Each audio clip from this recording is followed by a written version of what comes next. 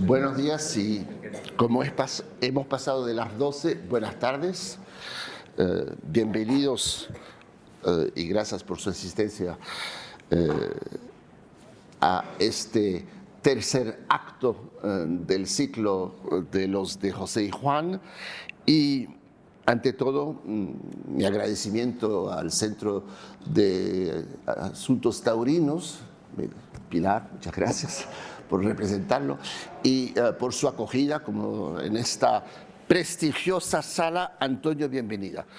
Antes de empezar, solamente un recuerdo al gran maestro Emilio Oliva, que acaba de fallecer, maestro de Chiclana, que vino muchas veces aquí, que ha triunfado y que tenía muchísimo arte y mucha torería.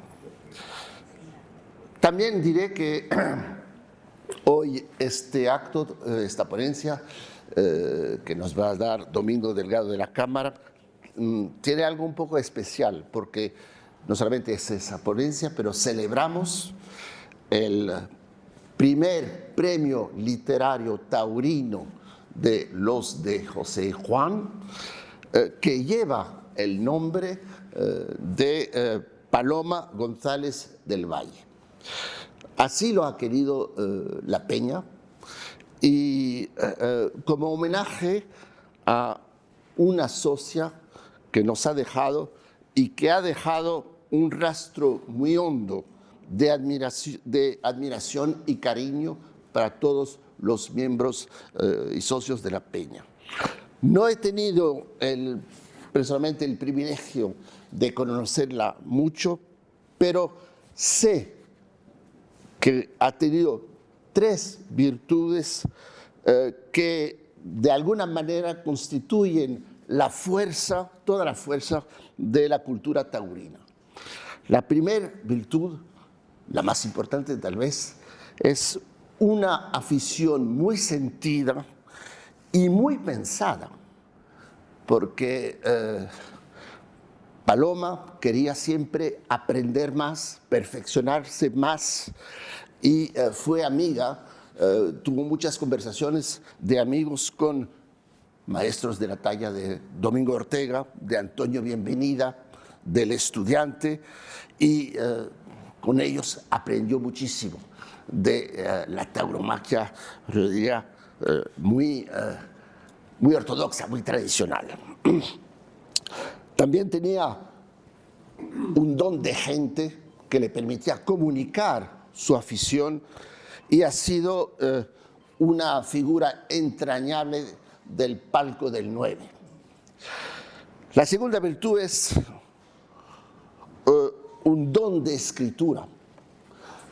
Fue formada en periodismo y le gustaba mucho escribir y escribir de todos, y en particular un artículo famoso dedicado a Antonio Bienvenida, publicado en ABC, ¿Por qué te llaman maestro? Y la tercera virtud fue la pasión por el campo, por supuesto por el campo en general, gran cazadora, pero también por el campo bravo, relacionándose con muchos ganaderos. O sea que realmente Paloma González del Valle queda como una fuente de inspiración permanente para todos los miembros de La Peña. Ahora vamos a hablar de la obra que ha merecido este premio, que es La otra vida de Joselito. Esta obra ha resultado claramente ganadora de este premio, y yo diría que el contenido de este libro encaja perfectamente en el espíritu de nuestra Peña, porque es un diálogo, al fin y al cabo, más diálogo que enfrentamiento entre las dos grandes figuras, Joselito y Belmonte. Pero más allá de esta circunstancia, es un libro que tiene un alto valor literario y taurino. Es básicamente, en su vértebra, una ficción, porque en ese caso, en ese libro, el que se muere en la plaza es Belmonte, no Joselito, pero yo diría que es un excelente acoplamiento entre ese mundo de la ficción y ese mundo de la realidad. Todo lo que no pertenece al campo de la ficción tiene una realidad histórica absolutamente indiscutible. No hay ni un solo fallo histórico. Y yo diría que se puede decir que realmente ese libro nos puede encantar, no solamente porque es un repaso muy convincente a través de la supuesta mirada de Joselito de la evolución del toreo. Él va hasta juzgar y analizar Manolete, lo cual es efectivamente interesantísimo. Es un juicio original y audaz. Siempre Domingo es un autor muy comprometido, que no tiene pelos en la lengua, que escribe muy bien, pero dice realmente lo que siente. Y esa evolución del toreo, ese repaso es muy interesante y acaba con varios estereotipos. Hay muchos estereotipos en la historia del toreo, pues él los analiza y los asume de alguna manera. Y hay momentos que a mí me han parecido extraordinarios, de diálogos entre Joselito, Eduardo Pajés, Joselito, Pepe Alameda, y relatos, muchas historias, muchas anécdotas, relatos y comentarios muy amenos. Además, lo repito, muy bien escrito. O sea que a los que todavía no han podido leer ese libro, les animo que lo hagan porque van a pasar un gran momento y así lo ha decidido el conjunto del jurado. Insisto en que es todos los miembros de la Peña que han podido votar. En cuanto al autor, pues yo creo que es de sobra conocido, no, creo que no merece mucho que de alguna manera insista en él. Voy a distinguir la vida civil y la vida taurina. La vida civil, Domingo ha tenido una formación jurídica que le ha permitido ejercer cargos de responsabilidad importantes, también en el área social y educativo. Ha sido, entre otras cosas, director del Centro de Participación e Integración de Inmigrantes de la Comunidad de Madrid, y también su formación universitaria en formación del profesorado y del bachillerato y de educación secundaria le ha permitido también ejercer estas responsabilidades. En la vida taurina, pues periodista, cronista, comentarista, escritor, casi todo el abanico posible de lo que es la pluma y la observación. Bueno, insiste en que es un abonado de las ventas desde la edad de los 11 años. Eso es casi su mayor título de gloria que él asume directamente. Pero además sabemos perfectamente que ha colado mucho en los canales, canal de toros de Movistar, hasta su cierre, y ahora en Juan Toro desde marzo del 23, es director del programa Al Toro por los Cuernos y muchos otros medios de comunicación ha oficiado. Entre sus libros, muy numerosos, no los puedo citar todos, todos estos libros se caracterizan por el compromiso, por la audacia. Yo diría que Domingo es un escritor que siempre adelanta la pierna. O sea que realmente, y carga la suerte si hay que cargarla. Y carga tintas también, de alguna manera. En sus libros citaré Revisión del Toreo en 2002, Del Paseillo al Arrastre en 2004, Entre Marte y Venus, breve historia histórica del toreo. Esto, a lo mejor Marte y Venus, la gente se puede preguntar de qué se trata. Pues Marte es la lidia y Venus es el toreo, el arte. Por supuesto, el libro que estamos celebrando, premiado, La otra voz de Joselito en 2021, y un libro que yo no conocía, pero que creo que es interesantísimo en el 2023, El raboso y su misterio. Se trata del ganadero, de la vida del ganadero José Matías Bernados, de Caste Coquilla. Tengo una interrupción. Bueno, aparte de esto, claro, muchos, está interesado por muchos. Pues ahora le vamos a escuchar hablándonos de Joselito y Belmonte a través de esta otra vida de Joselito, perdón. Y eso me recuerda una magnífica conferencia hace muchos años, final de los años 70. Yo era bastante joven, en la Peña de José Juan observé una magnífica conferencia de Juan Posada que se llama Belmonte, el sueño de Joselito. Y era toda esta evocación entre Joselito y Belmonte, este diálogo. Pero era Belmonte que dialogaba también con Joselito. Pues de alguna manera reactualizada tenemos esta vez, otra vez se prolonga el sueño de Belmonte a través de la mirada de Joselito. La vamos a escuchar y nos va a explicar su magnífico propósito que realmente hace de esta obra algo interesantísimo y muy ameno además. Gracias otra vez, Domingo, y tienes la palabra. Muchas gracias.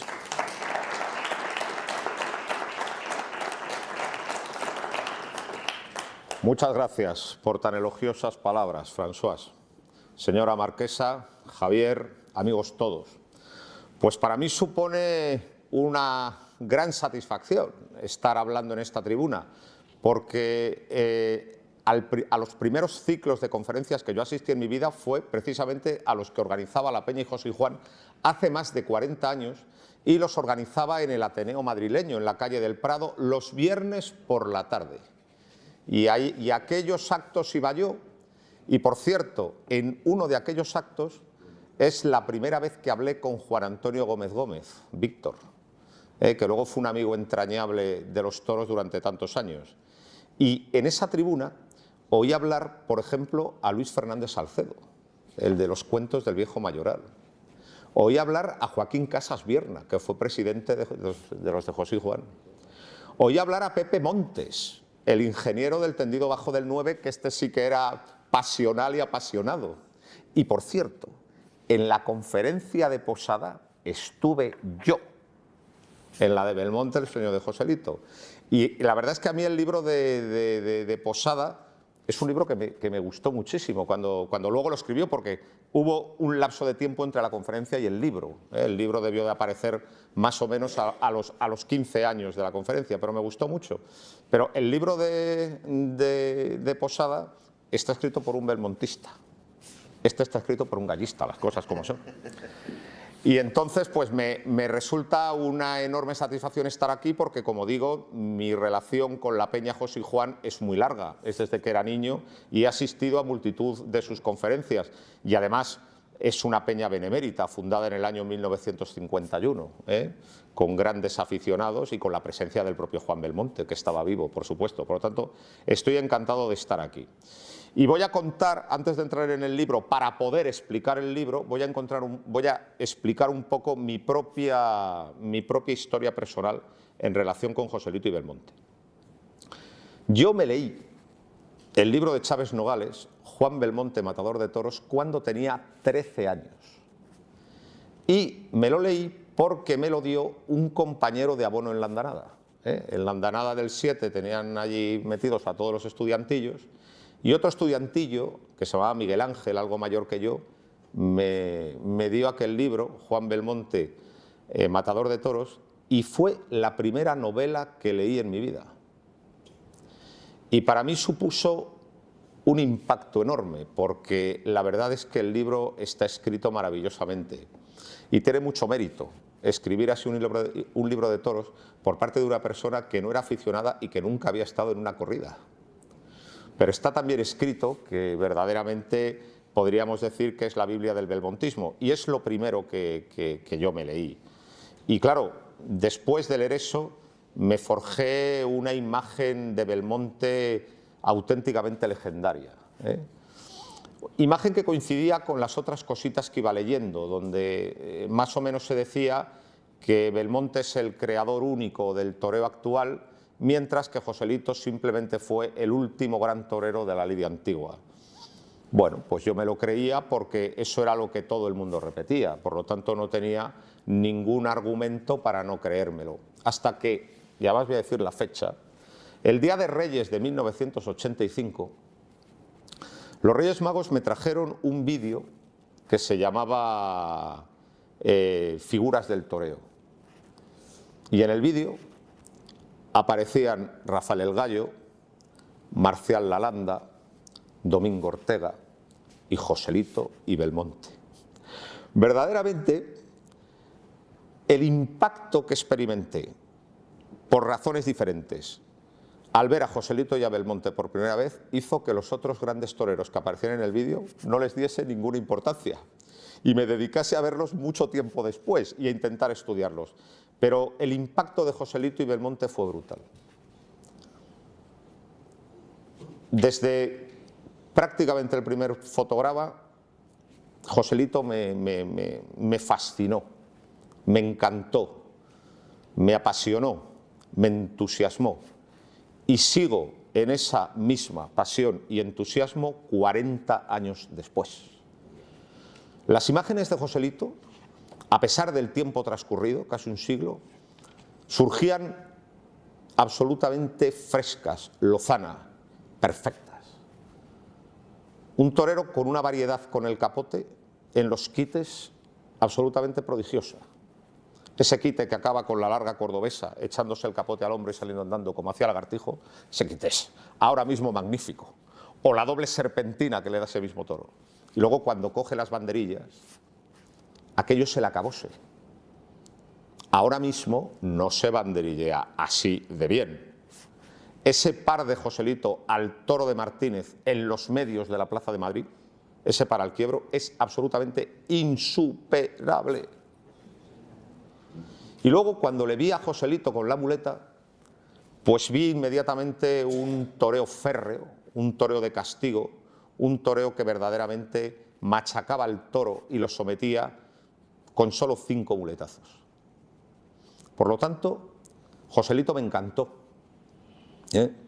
Evidentemente había sido un gran torero. Sin embargo, las imágenes de Belmonte causaron tal perturbación en mí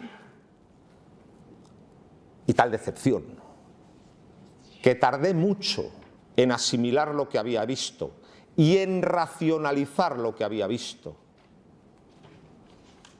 Belmonte no era lo que se había escrito. Yo pensaba que se había quedado quieto o tenía la noción de quietud que se tenía en los años 80. No estaba quieto. Y luego yo tenía muy presente la faena actual, machacona y obsesivamente ligada en redondo, girando sobre los talones y dando el muletazos por el mismo pitón. Belmonte nunca hacía eso. Es decir, la distancia entre el toreo que yo estaba acostumbrado a ver y las imágenes de Belmonte era una distancia sideral. Me pareció un torero muy antiguo y no vi una relación entre lo que yo conocía en las plazas y lo que acababa de ver en la pantalla. Con el capote es con lo que más me gustó. Hacía una cosa que era echar la pata para adelante y el pecho hacia afuera, que cambiaba completamente la estética del toreo. Pero luego la Verónica era con las manos muy altas. Pero con el capote, el tío, la verdad es que echando la pata para adelante daba una impronta distinta a la Verónica y la media sí que se podía ver. Con el capote bien. Lo que me desconcertó fue la muleta, porque nunca le veía girar sobre los talones ni estarse quieto. Lo que veía era una obsesión constante y permanente por buscar el pitón contrario, buscar el pitón contrario, buscar el pitón contrario. Él no se queda quieto para ligar un pase con el siguiente, él busca constantemente el pitón contrario. Es su obsesión, es su preocupación. Y luego lo que hace es torear en ochos. Es decir, derechazo con el de pecho. Generalmente con la mano derecha, prácticamente no torea con la mano izquierda. Y además había imágenes de dos épocas distintas. Las de los años 10, cuando toreaba con Joselito, y también en la reaparición de los años 30. Y me quedé completamente confuso y sorprendido. Había una enorme distancia entre lo que se había dicho y las imágenes. Bueno, a los 2 años, también los Reyes Magos me traen un libro que se llama Historia verdadera de la evolución del toreo, de un tal José Alameda, libro publicado por la Unión de Bibliófilos Taurinos Mexicanos. Yo por aquel entonces lo que sabía de José Alameda es que era un trincón que vivía en México y que estaba al servicio de las figuras del toreo mexicano del momento que le pagaban. Y esta era la idea que tenía, porque era lo que se había escrito del personaje aquí en España. Digamos, la idea que había divulgado, por ejemplo, un personaje como Navalón. Entonces, cogí aquel libro con pinzas. Digo, vamos a ver qué dice este trincón. Y cuando empecé a leer, bueno, supuso tal impacto para mí que me lo leí 3 veces seguidas, en un espacio de 10 días. Ahí va, este señor, este trincón, es el único que dice cosas que están en relación con las imágenes que quedan. Este tío es un genio. Entonces, claro, dije, ya está. Aquí han sembrado la cizaña y le han desprestigiado, porque la crítica taurina española, constituida en los grandes medios, tiene pavor que llegue un tipo que verdaderamente les deje en calzoncillos y que contradiga todas sus teorías erradas. Y entonces me hice muy de Alameda. Y entonces empezó la búsqueda de todos los demás libros, todos escritos en México, y que por aquel entonces apenas llegaban a España. Y me hice con otro, que es también otro libro absolutamente apasionante, que es Los heterodoxos del toreo. Y entonces Alameda trazaba una diferencia entre ortodoxos y heterodoxos basada en unos criterios completamente distintos a los que manejaban los aficionados de aquí. Por ejemplo, para Alameda, Manolete es ortodoxo, no es heterodoxo.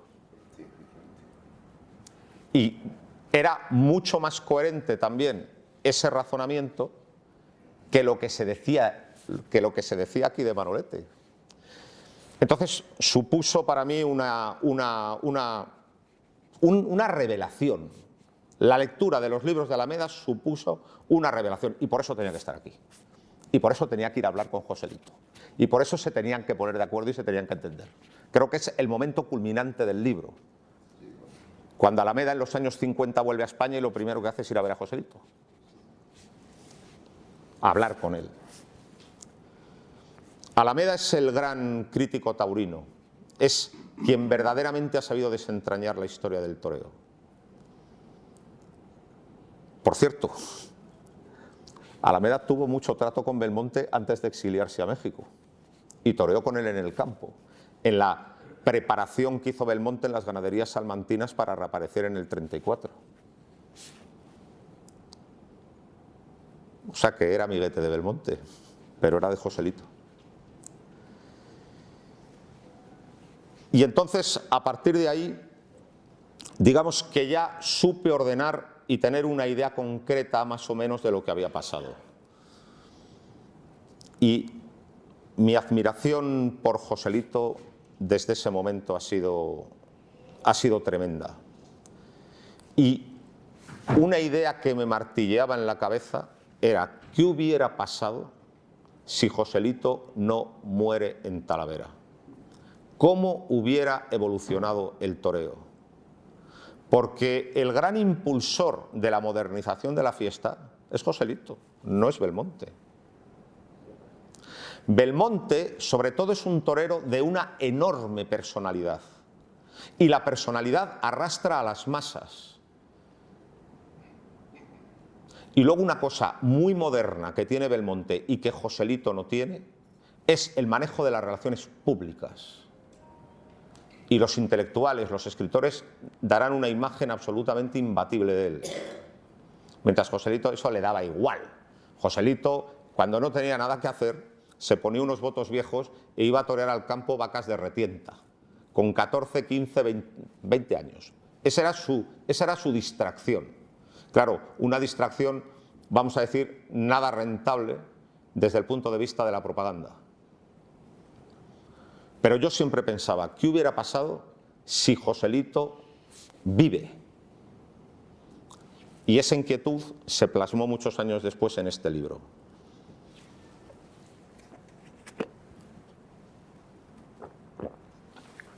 Es increíble todo lo que hizo Joselito muriendo con 25 años.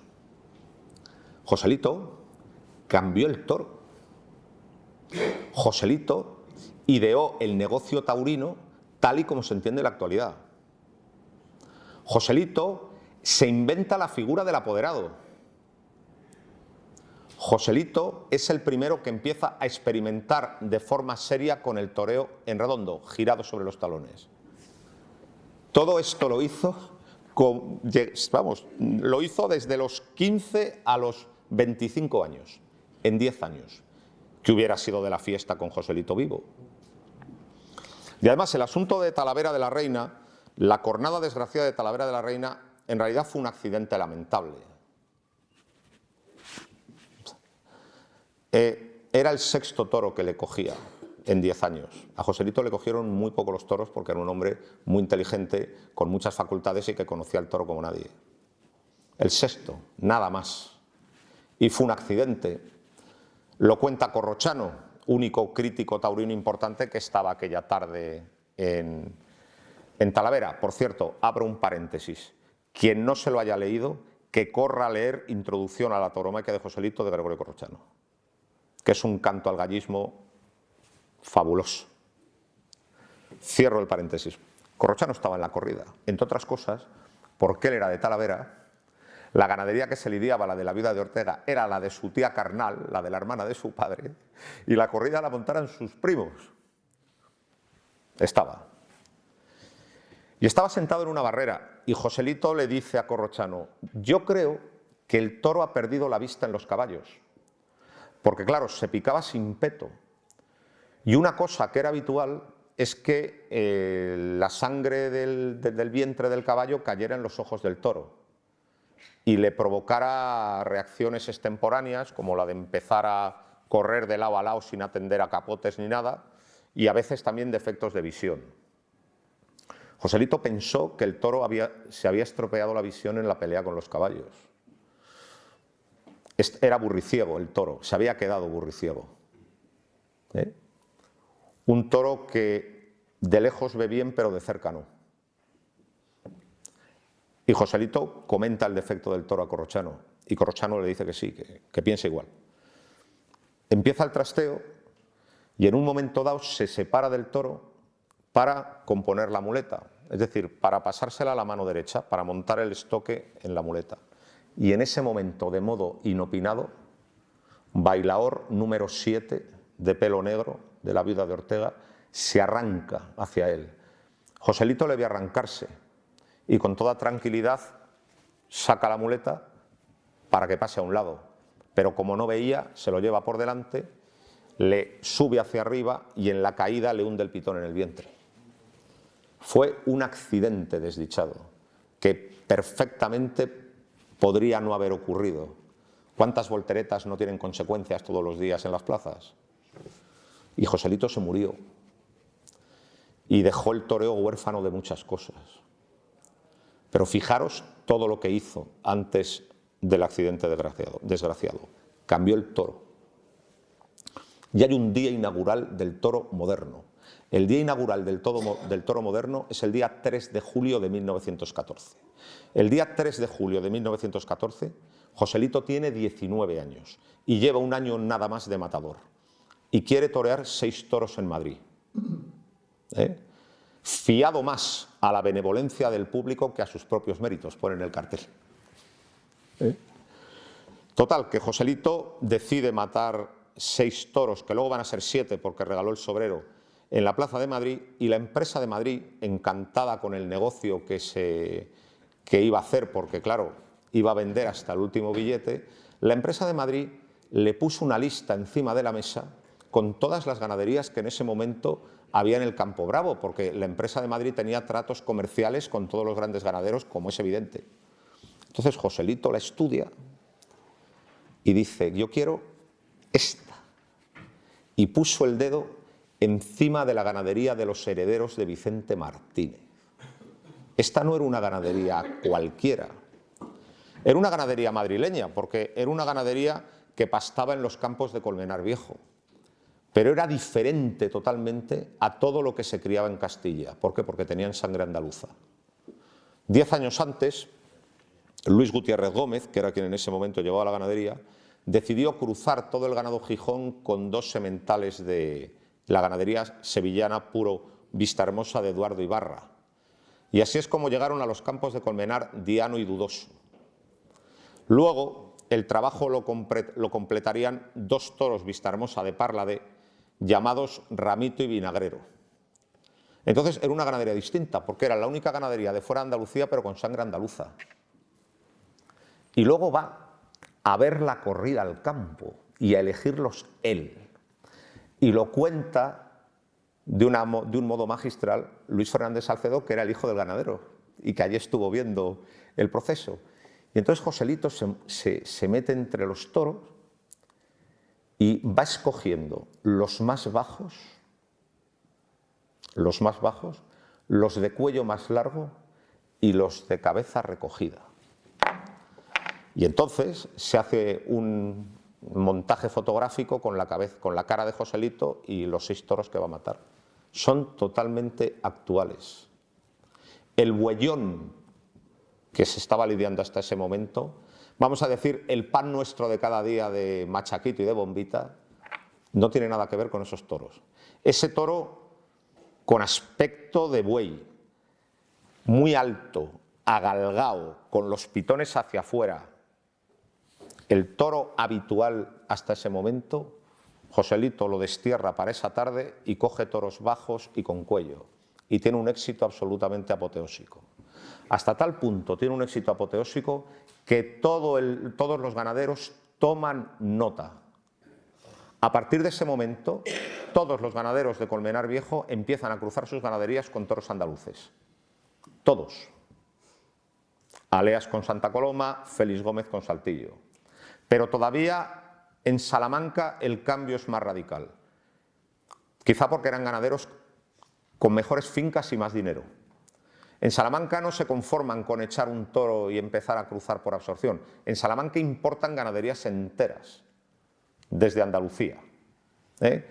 Trenes enteros de vacas, vista hermoseñas. Joselito cambió el toro totalmente. En todo ese proceso, Juan Belmonte, gran amigo de Joselito, estaba encantado. ¿Por qué? Porque Joselito le estaba poniendo el toro con el que podía dar sus Verónicas. Ahora hablamos mucho de la desaparición de los encastes, pero la gran hecatombe ganadera, la gran desaparición no está teniendo lugar ahora, tuvo lugar en época de Joselito.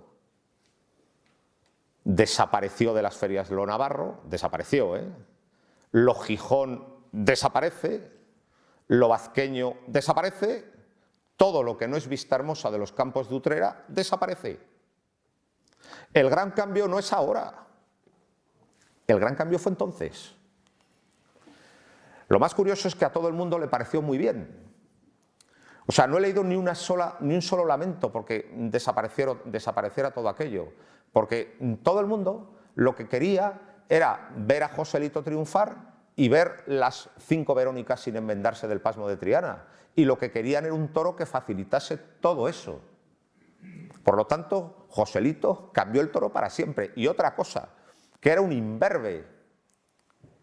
Lagartijo y Guerrita, con todo el poder que tuvieron, jamás se sentaron a la mesa a comer con un ganadero, ¿eh? Y eran los mandones del toreo de su tiempo. Aquella sociedad era muy clasista, por lo tanto, por muy figura del toreo que fueses, tú no alternabas en sociedad con ganaderos.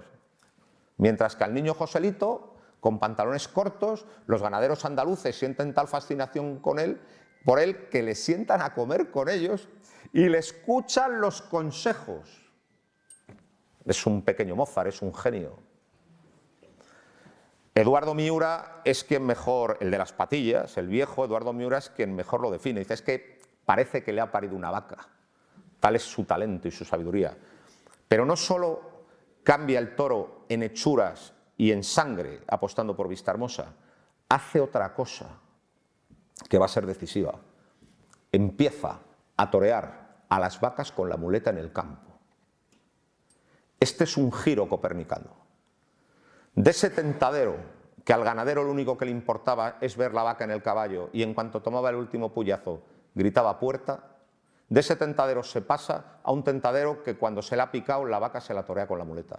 Ese es un cambio absolutamente radical y que va a facilitar lo que ahora entendemos por una lidia, donde la faena de muleta es la parte esencial e indispensable. Pues eso es de Joselito. Y fijaros lo joven que era y cómo se mete en el bolsillo a todos los ganaderos. Es una cosa increíble. Pero ahí no acaba su contribución. Resulta que las plazas se quedan pequeñas para ver a Joselito y Belmonte. Y entonces impulsa las plazas de toros monumentales. Además, en un empeño personal. En esta santa casa en la que nos encontramos, es obra de Joselito. Eso sí, la inauguró su amigo Belmonte. Y lo dijo además, Belmonte el día que... Bueno, hay una primera inauguración, pero la inauguración oficial, la del año 34, la toreó Belmonte y lo dijo. Dice, estoy muy contento de inaugurar esta plaza de mi amigo Joselito, y dijo, cuando hice el paseillo, vi a Joselito a mi lado. El día que cortó el rabo Belmonte al toro desertor de Carmen de Federico. Qué devoción tenía Belmonte por Joselito. Era increíble. Bueno, pues Joselito se implica, habla con la Diputación para que cedan estos terrenos, va a ver a José Espeliú, el gran arquitecto, y José Espeliú le puso encima de la mesa 5 o 6 bocetos distintos. Escogió él señalándole también con el dedo. Acertó plenamente porque la belleza de la plaza es deslumbrante. Y luego además buscó el socio capitalista, porque esto costó 2,5 millones de pesetas, que era un dineral de la época. Y entonces nadie era capaz de avalar tamaña inversión, hasta que le dijeron, pues hay un indiano que se llama Fernando Jardón, que es empresario del Teatro Real. Dice, ese a lo mejor ha ganado un fortunón en Argentina, ese a lo mejor le convences. Y sin conocerle de nada, y sin ser Fernando Jardón aficionado a los toros, le convenció. Y entonces se constituye Nueva Plaza de Toros de Madrid, Sociedad Anónima, que es quien hizo esta obra. Pero no acaba ahí la cosa. La Monumental de Barcelona, triste e ignominiosamente cerrada en estas fechas, también Joselito fue quien lo movió. Y luego, claro, fue el padre de la Monumental de Sevilla.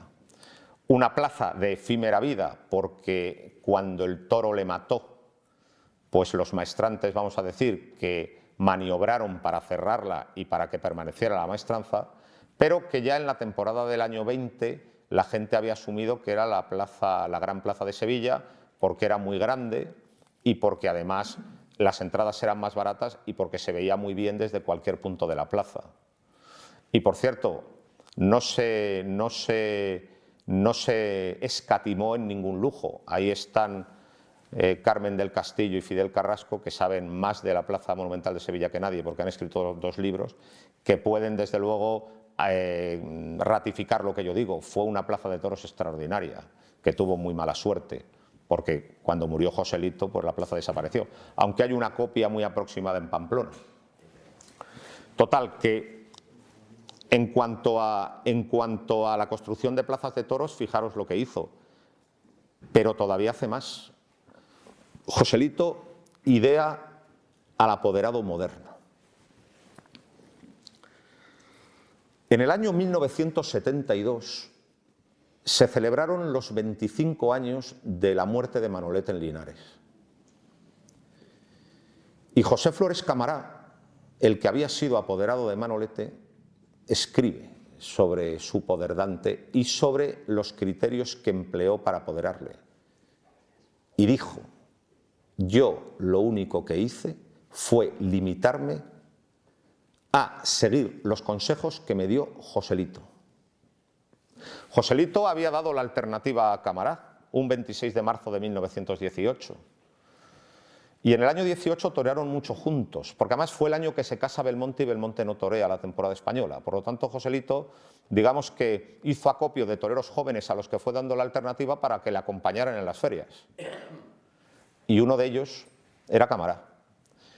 Y Camará contaba que en aquellos viajes en tren y en aquellas noches de insomnio, Joselito le decía cómo habría que dirigir a un torero, porque Joselito se había dado cuenta que el criterio seguido hasta el momento de que el propio matador hablaba con empresarios y negociaba era un criterio que no era operativo, que se había quedado obsoleto.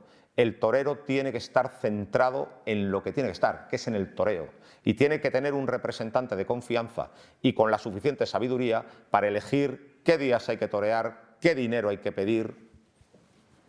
Eso es de Joselito. Pero hay otro alumno de Joselito, que es Domingo Dominguín. A Domingo Dominguín le da la alternativa a Joselito el mismo año que Camará, el año 1918, y también se la da en Madrid. Que, por cierto, en la corrida de Domingo Dominguín también Joselito dio la alternativa a Varelito, un gran estoqueador que murió muy pronto, por asta de toro además. Bueno, pues con Domingo Dominguín también tiene un trato muy estrecho. Y Domingo Dominguín, fijaros lo que va a suponer en el apoderamiento. Y él lo decía: no, yo me dedico a hacer lo que decía que había que hacer Joselito. Una anécdota encantadora. Cuando Luis Miguel Dominguín dice que quiere ser torero, Dominguín padre quitó el cuadro del Sagrado Corazón de Jesús que había encima de la cama de Luis Miguel y puso una foto de Joselito para que le rezara todas las noches. Entonces, idea también el apoderamiento. Pero sobre todo, Joselito es quien empieza a investigar y a experimentar de modo serio el toreo en redondo que ahora se practica. Sí, es decir, leemos a Sánchez de Neira, que dice que una vez Cayetano Sanz giró sobre los talones, también Cara Ancha, el torero de Algeciras, lo hizo una vez. Bueno, es decir, también Manolete puso una vez un par de banderillas y eso no quiere decir que sea banderillero. No. Es decir, quien tiene una preocupación constante por eso y lo hace todas las veces es Joselito. Joselito en sus faenas hace muchas cosas. Por ejemplo, le encantaban los cambios de mano, heredados de su hermano Rafael. Cambios de mano absolutamente inverosímiles, que cuestan de hacer sin becerra adelante, simplemente con la muleta.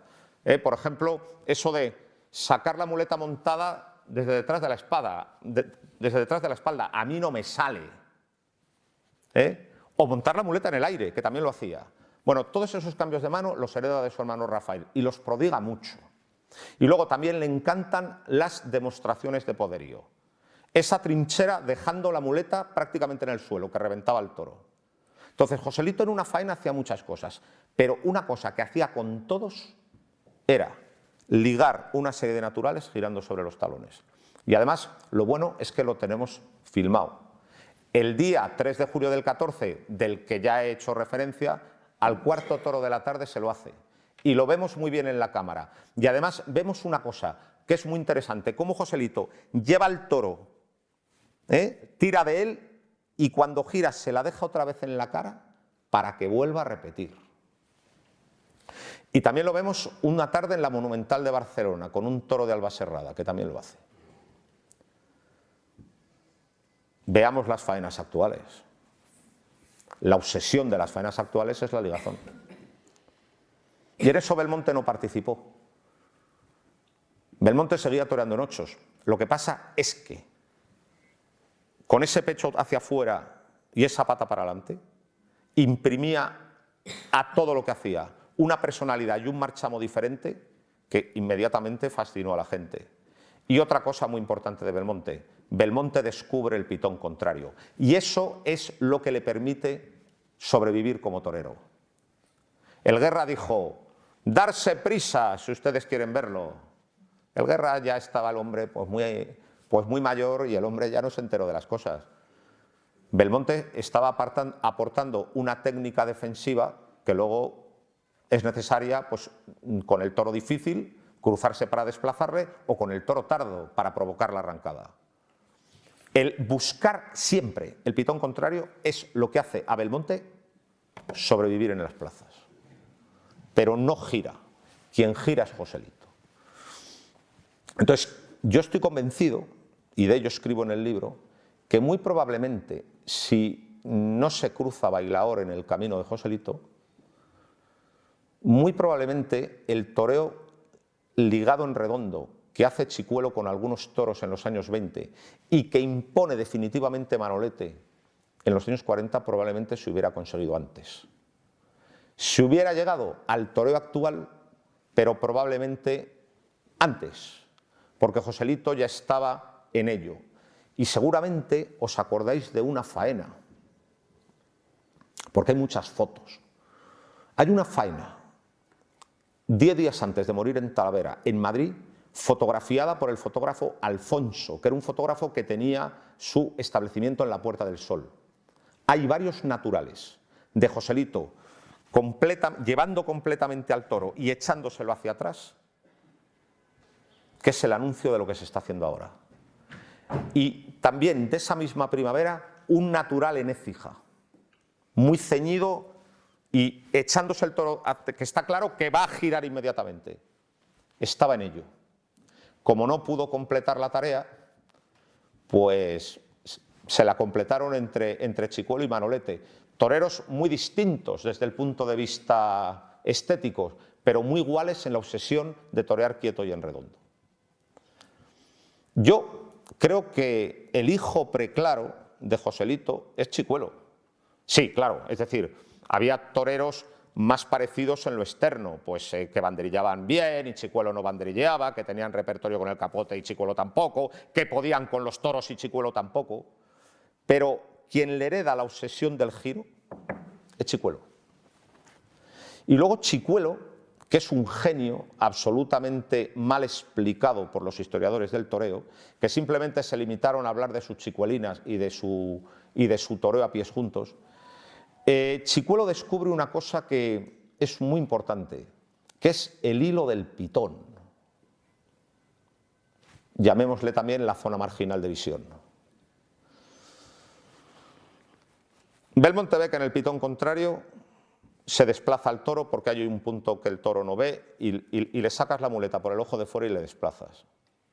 Mira, ahí Joselito no entra, cada uno tiene sus limitaciones. Joselito está siempre en el ojo de dentro y eso hace que muchas veces tenga que torear en movimiento. Pero claro, Chicuelo no está del todo satisfecho porque dice, bueno, sí, me voy al pitón contrario, pero me echo al toro tan fuera que cuando quiero girar ya no puedo porque lo tengo muy lejos. Entonces, Chicuelo descubre que en el hilo del pitón el toro te deja colocarte y le enseñas la muleta y pasa en torno a tu pecho sin desplazarlo y que solo girando puedes ligar el siguiente. Manolete lo dice muy bien.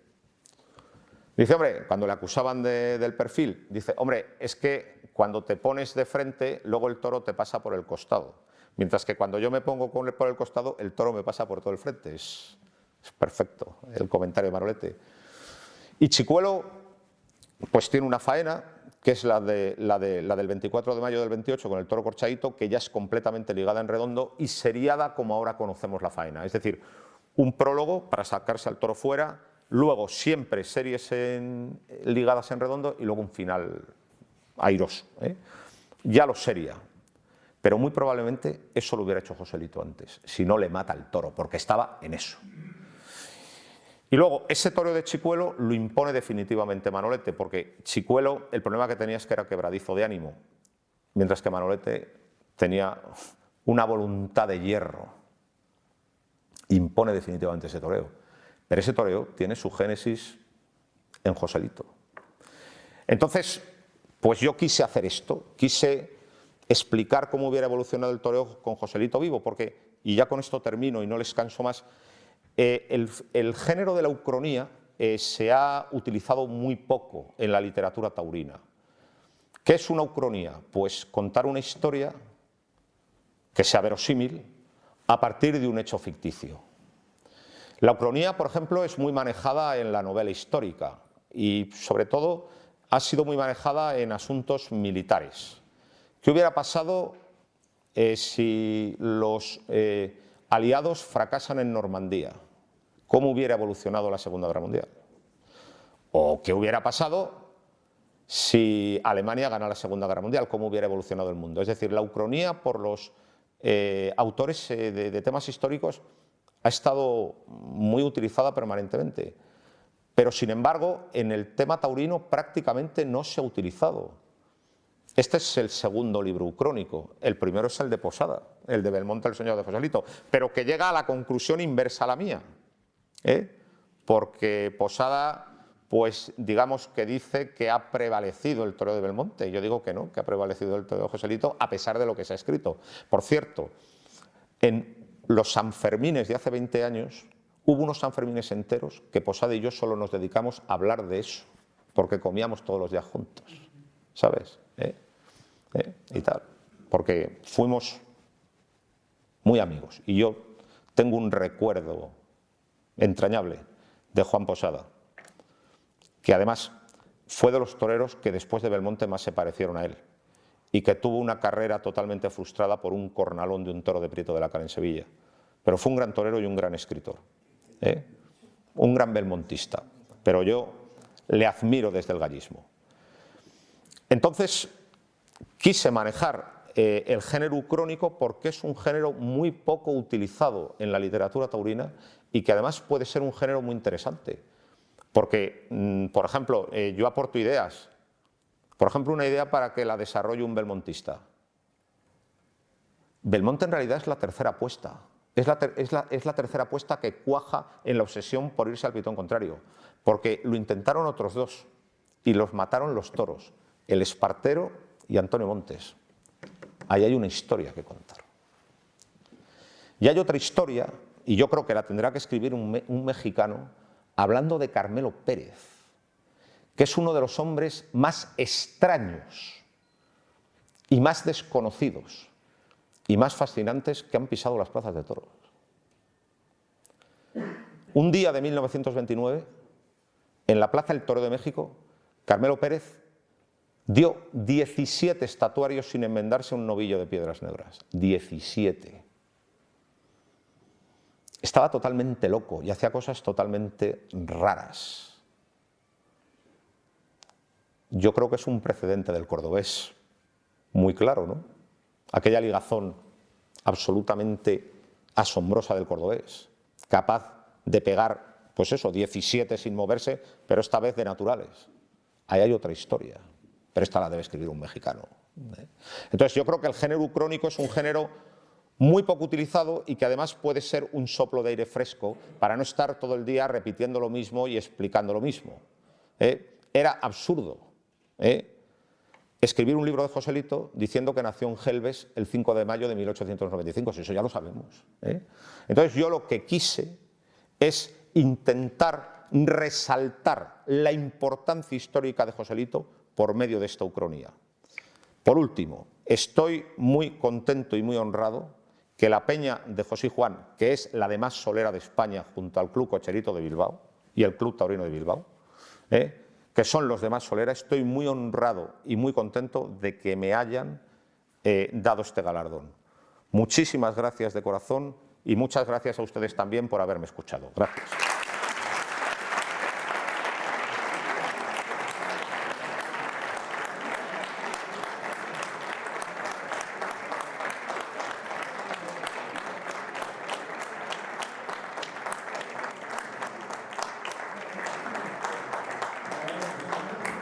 Bueno, yo creo que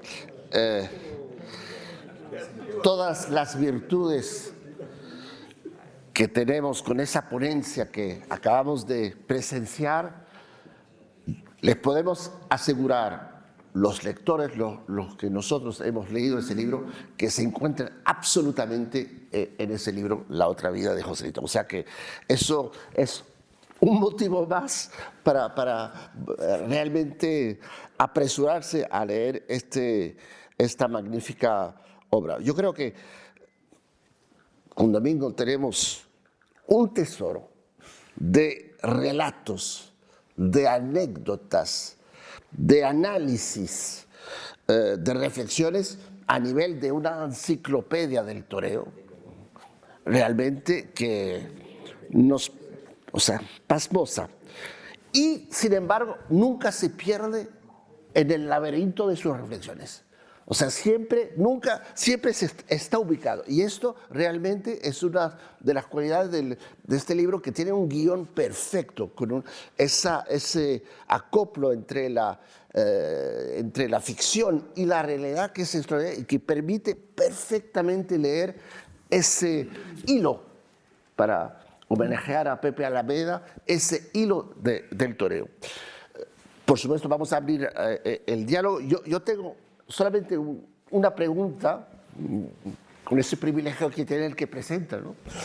Que es que realmente el hilo, yo no lo había entendido, pero ese hilo entre Joselito y Manolete, porque claro, llama la atención que Joselito habla de Manolete y habla de cómo ve el toreo de Manolete, o sea, en esa ficción, pero ese hilo a través de Camará, a través de Chicuelo también.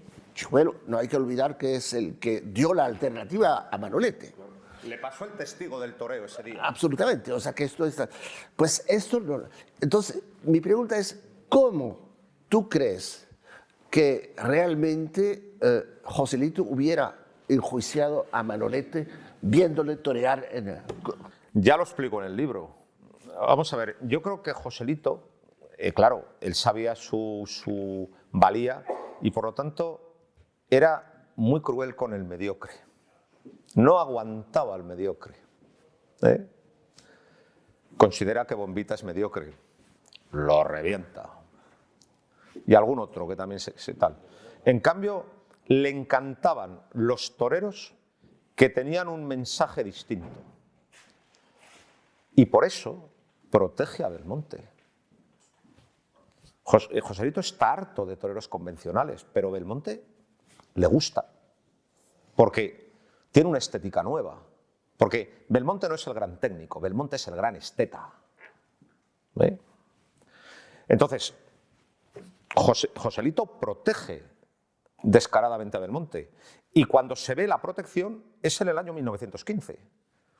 El primer año que han toreado juntos Joselito y Belmonte ha sido el año 14. La primera vez que se encuentran es el 15 de marzo en Barcelona, con una de Moreno Santamaría y con Cocherito de Bilbao. Y aquella temporada es muy mala para Belmonte, muy mala. Está mal en casi todas partes, pero tiene dos toros muy importantes que le salvan, que es un toro de Miura en Sevilla, el toro Lentejo, y un toro de Contreras en Madrid, el toro Talle Alto. Hizo 2 faenas en todo el año, el resto un desastre. Otro va por él y le corta el pienso. Joselito dijo, no, de cara al año 15, Belmonte conmigo todos los días, todos.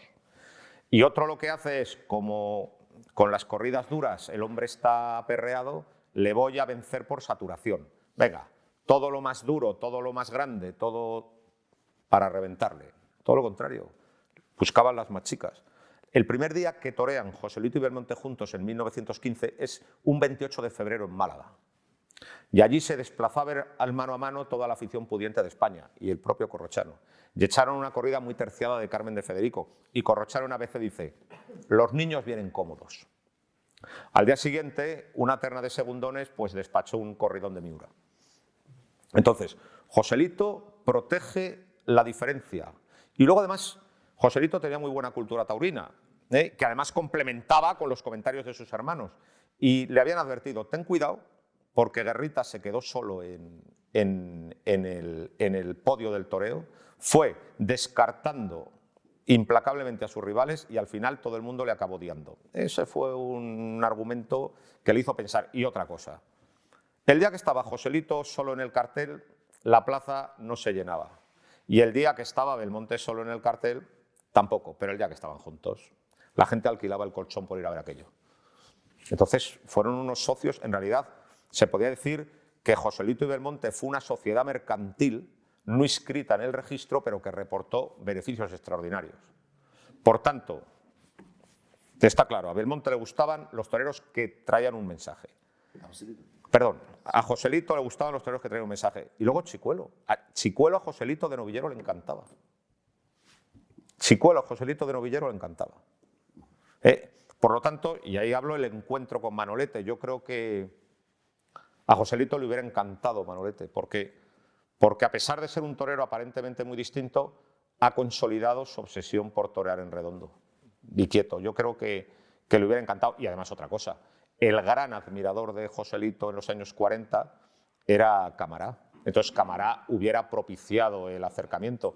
Camará se pasaba el día hablando a Manolete de Joselito y Manolete decía, qué hombre más pesado, todo el día con Joselito.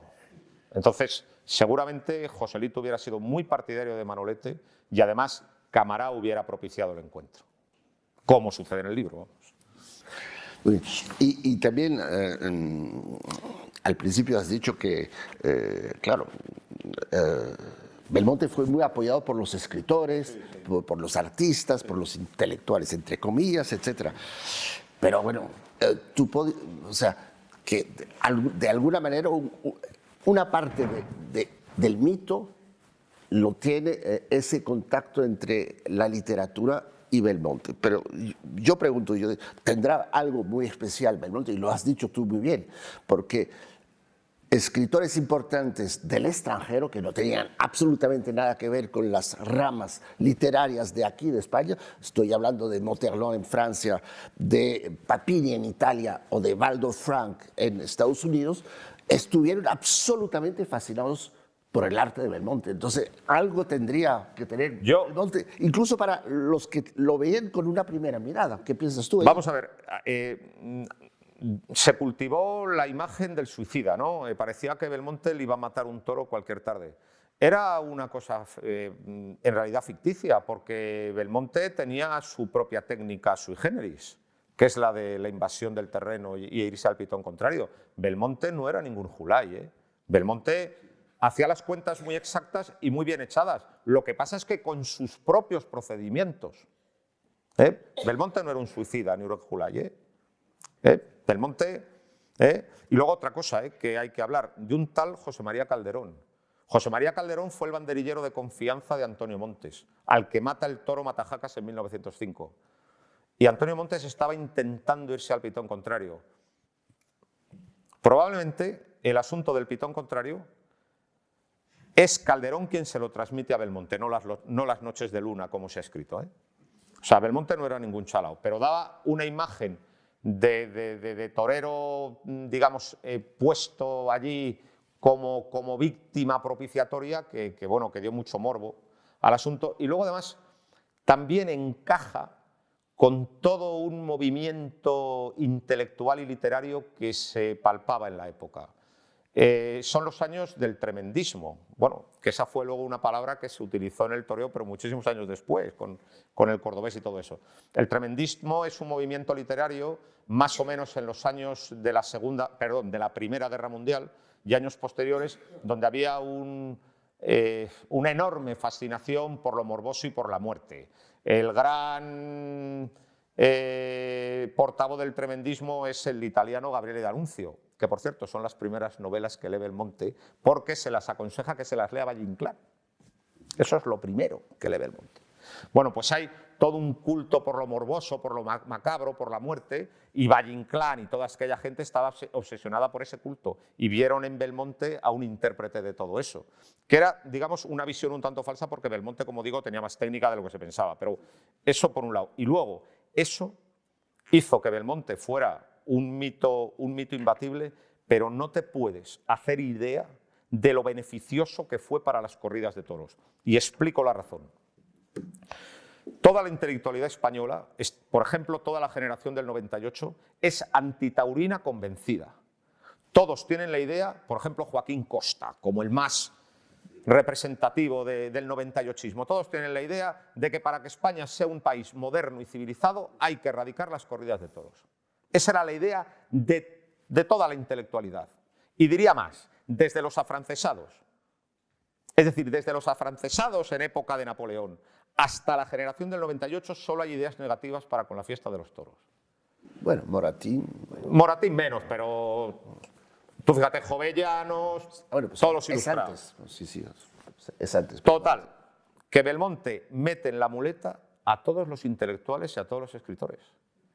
Y de tener una idea negativa, la intelectualidad y, digamos, la inteligencia española de los toros, se hacen todos aficionados. Eso sí, eso es tremendo. Belmonte sale en el Times, en la portada. Mientras que Joselito nunca se dedicaba a eso, porque Joselito estaba en el campo pues viendo qué salía bueno y qué salía malo y voy a tentar a no sé dónde que me han dicho no sé qué.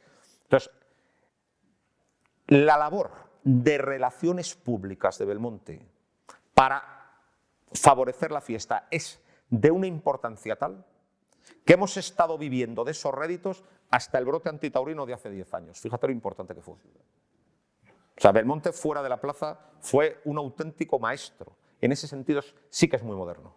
Sí, tienes razón. Vamos a abrir el diálogo, cualquier pregunta, bienvenida sería. ¿Sí? Sí. ¿Hubiera Joselito evolucionado, como muy bien nos han explicado, si no hubiera existido Belmonte? Qué buena pregunta. Y al revés, ¿hubiera Belmonte mejorado su técnica si no hubiera toreado tantas tardes con Joselito? Belmonte siempre dijo que quien le enseñó a torear fue Joselito. Sí. Pues fíjate, yo creo que se interfirieron o se influyeron en lo accesorio, pues en cómo defenderte de un toro peligroso, en esa clase de cosas. Pero no en lo fundamental, a pesar de lo que se ha dicho. ¿Por qué? Porque Joselito nunca tuvo interés en invadir el pitón contrario, que es la aportación de Belmonte, ni Belmonte tuvo interés en girar, que es la aportación de Joselito. Entonces, iba cada uno por su vía, cada uno estaba convencido de que el toreo que le gustaba era el suyo, se admiraban mucho, pero yo creo que cada uno iba por su camino. He visto pocas películas de la época a las que te has referido, pero ¿Joselito ligaba los pases? Sí. ¿Antes que Belmonte? Sí. Están las imágenes. Sí, sí. Sí. Porque Joselito era dominio. Sí, vamos a ver. Aquí también, esto es otra cosa que es muy curiosa. Bueno, Joselito como dominador era el número uno, pero que hay una cosa muy curiosa, y es que normalmente las tribunas de Madrid no han estado muchas veces... los mejores críticos no han estado en las tribunas de Madrid, pero eran los influyentes. Entonces, lo que es increíble es ver lo que dicen de Joselito los críticos provincianos. Por ejemplo, don Ventura. Don Ventura por aquel entonces vivía en Bilbao, luego vivió siempre en Barcelona. Y don Ventura habla de que Joselito en todas las faenas hace una serie de naturales en redondo. La crítica de Madrid todavía no se había dado cuenta, ni siquiera Corrochano. Y luego una cosa muy increíble, y que gracias a la Unión de Bibliófilos Taurinos lo hemos podido comprobar muy bien, es el asunto de Joselito en Lima. Belmonte había estado antes y Joselito llega el año después, en la única aventura americana de Joselito. Y todos los cronistas destacan que gira sobre los talones y liga. Y dice, y además esto no lo hacía Belmonte. Yo he visto un natural de Joselito en Lima. Debía ser un toro manso, porque el toro iba a chiqueros. Joselito está, en el mejor sentido, totalmente retorcido y llevando el toro hasta donde es casi imposible. Estaba ya girando. Sí, sí. Es una foto magnífica. No sé, ¿conoces la foto? Claro, por Dios, es maravillosa. Vamos a ver si otra pregunta. Quisiera, Sí, sí, sí, por favor, sí, señor. Gracias. quisiera que dijeras qué aporte tiene en la evolución de Joselito, lo ha aportado sentimentalmente y como torero de El Guerra. Bueno, pues el Guerra sabes perfectamente que era la persona más soberbia y más grosera que probablemente haya nacido en el mundo, ¿no? O sea, las anécdotas del Guerra son absolutamente aterradoras, ¿no? Una que se me viene a la cabeza, un día, toreando Mazantini y Guerrita en las corridas generales de Bilbao, una corrida de saltillo, salió un saltillo muy bueno, porque ahora tenemos la idea de saltillo como toro duro. No, era un toro de toreros, un toro suave. Total, que sale un toro muy bueno de saltillo en Bilbao y le toca a Mazantini. Y Mazantini, un hombre muy educado, para estar a bien con Guerrita, se le acerca y le dice: maestro, ¿me puede dejar usted una muleta para ver si yo puedo torear este toro tan bien como los torea usted? Y dijo el Guerra al mozo de espadas: dale la muleta que quiera. Y dice: pero este no torea bien este toro ni aunque se acueste con lagartijo. Ese era Guerrita. O sea, era la soberbia reencarnada, con el único que reconocía que era mejor que él, era con Joselito. O sea, babeaba con Joselito, literalmente, babeaba. Y cada vez que el tren pasaba por Córdoba, el Guerra le estaba esperando en el andén para hablar 5 minutos con él. Y le daba consejos muy malos, que Joselito no seguía. Pero siempre hablaba con él. No, el Guerra yo creo que le influye poco, porque Joselito es mejor que todavía que él, pero siempre tuvo Joselito un enorme respeto al Guerra y siempre le escuchó con atención, aunque creo que no le hizo caso. Por cierto, el Guerra le aconseja que acabe con Belmonte. A ver si acabas con Belmonte. No le hizo ni puto caso. No le hizo ni puto caso. Pero vamos, el Guerra era todo un personaje. Por cierto, es tremendo el telegrama que manda el Guerra a Rafael el Gallo cuando se entera de la muerte de Joselito. Dijo el Guerra: se acabó el toreo. Era lo único que ponía en el telegrama. El Guerra fue el gallista número 1. Pero un día le preguntaron al Guerra, dice: ¿quién fue mejor usted? ¿Quién fue mejor? ¿Quién fue mejor? ¿Usted o Joselito? Y el Guerra se quedó pensando y dijo: bueno, la verdad que Joselito. Pero yo con la espada era mejor. Y con las banderillas también. Debió de ser un fuera de serie, Guerrita. Y hay una cosa de Guerrita que empieza a insinuar lo que va a ser el toreo. Es el primero que de un modo consciente empieza a bajar la mano. Y la crítica de Madrid le dice: usted está fregando el suelo. Cuando ahora la mano baja es un concepto indiscutible. Es Guerrita. Y por último, el día que verdaderamente Guerrita estuvo genial y sembrado, fue un día que entra en el Hotel Palace. Y entonces estaba toda la crítica principal madrileña en el hall del Hotel Palace. Y al ver entrar a Guerrita, les cambió la cara de color, porque sabían lo mal hablado y lo rápido que era Guerrita. Total, que llega allí Guerrita, empiezan allí muy prudentes, muy educados, con mucho tacto.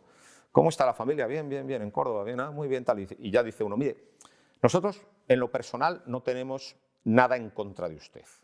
Lo que pasa es que nosotros pensamos que el toreo es así, el toreo es asao, y usted hace esto, usted hace aquello, y tal. Y dijo el Guerrita, dice: no, si todos sus libros están muy bien, lo malo es que los toros no los leen. Me parece perfecto. Bueno, 2 últimas preguntas tal vez, no sé si hay. ¿Sí? Bueno, enhorabuena, Domingo. La pregunta es de saber porque Juan Belmonte no adoptó finalmente el toreo de Joselito que tal admiraba. Parece que solamente toreó en Redondo una vez en México, se dice, y luego... Pues porque eso lo explica muy bien José Alameda. José Alameda hace, digamos que para José Alameda los toreros se dividen en dos grupos, los toreros de línea natural y los toreros de línea contraria. Los toreros de línea natural son fundamentalmente Joselito, Chicuelo y Manolete, y los de línea contraria son Belmonte, Domingo Ortega y Antonio Ordóñez. Y entonces dice, por cierto, otro torero de línea natural, el cordobés, muy de línea natural, Ojeda, de línea contraria. Entonces, él dice que los toreros de línea natural no sienten el toreo de línea contraria. Es decir, lo pueden practicar si la coyuntura lo exige o lo demanda, pero ellos en lo que se sienten a gusto es en la línea recta y en el girar. Es donde se sienten y es donde se sienten seguros. Mientras que el de línea contraria, en lo que se siente seguro es en la trinchera y en dar el siguiente por el otro pitón. Se ve muy claramente en Antonio Ordóñez. Antonio Ordóñez, cuando tiene que girar con la mano izquierda, se le ve totalmente vendido. En cambio, cuando tiene que dar el pase de pecho, dice ¡ahora! ¿Por qué? Porque es contrario el pase de pecho. Y se ve en Manolete al revés. ¿Os habéis fijado Manolete con qué facilidad da a los naturales? Y cuando tiene que dar el pase de pecho le cuesta un mundo. Y si puede lo cambia por otro muletazo. O sea, el toreo ligado en redondo tiene una última concesión al toreo contrario, el pase de pecho. Entonces es así, es decir, Belmonte no sentía el toreo de Joselito, lo admiraba mucho. Y Joselito prefería el suyo, es así, pero es que se ve espontáneamente. Pero mira, se ve espontáneamente hasta cuando unos aficionados torean una becerra, que no tienen ni puta idea los aficionados. Pues se ve inmediatamente. Unos inmediatamente están buscando el pitón contrario porque no se ven cuando giran y otros giran de modo instintivo y cuando tienen que ir hacia adelante parecen... El cordobés es la clara demostración de lo que digo. El cordobés normalmente parece un náufrago, es de una torpeza absoluta, parece que no va a dar pie con bola hasta que se pone en el sitio en el que él es gente. Y entonces, en ese momento, empieza a funcionar un funcionamiento de relojero absolutamente implacable donde los naturales surgen a racimos. Es así. Me parece una división absolutamente genial. Otros dos grandes del toreo en línea natural, Camino y Antoñete. Y probablemente el mejor que ha habido de línea contraria ha sido Domingo Ortega. Muy probablemente. Domingo Ortega. Yo tengo una última pregunta, pero la cedo a alguien que, por supuesto, Pedro. Yo no tengo pregunta, tengo dos comentarios. Muchísimas gracias por la exposición. De nada. El primer comentario es que la Peña acaba de editar el libro que ha mencionado antes, reeditar. ¡Ah, qué bonito! De Domingo Ortega, introducción a la tauromaquia de Joselito. La pueden comprar quien quiera en la librería Rodríguez, que está en la puerta cero. El segundo comentario es que, contrariamente a lo que dicen nuestros programas, la próxima conferencia, el próximo sábado, el conferenciante será el premiado con el premio a la corrida más encantada de la Feria de San Isidro, Santiago Gómez, será a las 12, no a las 11, como dicen los programas que tenemos.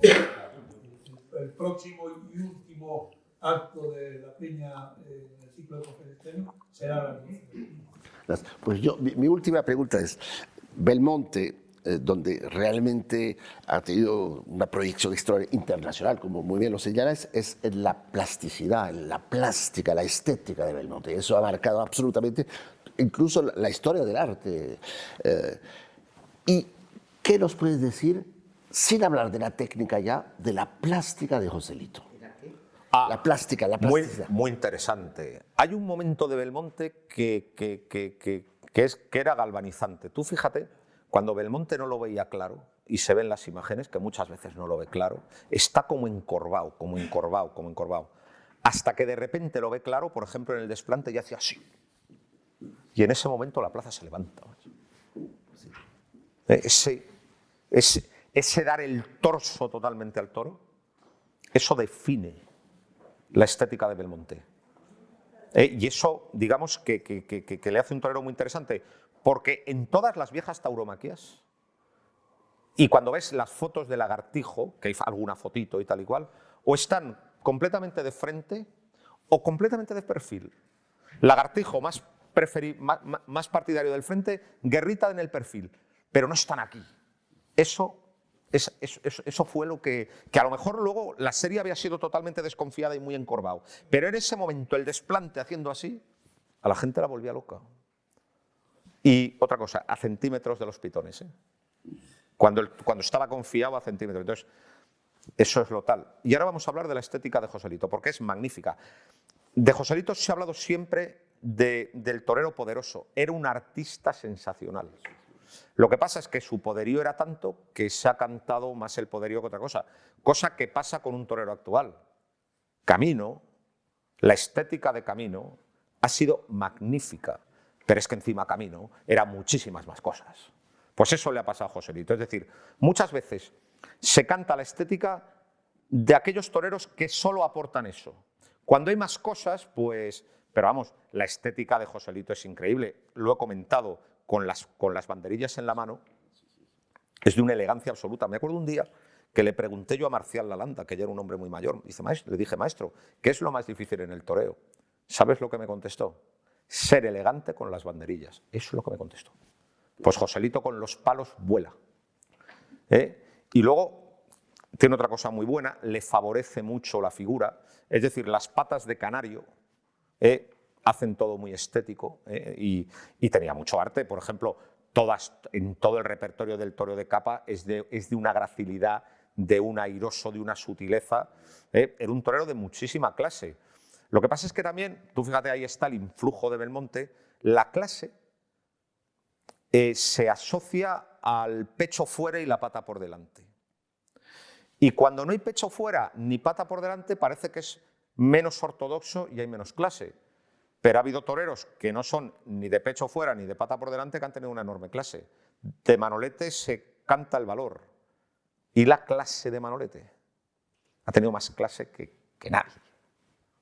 Un tipo muy, muy querido de esta plaza que pinchaba todos los toros, Bernadó, tenía más clase que nadie. Otro de los perfileros, por así decir.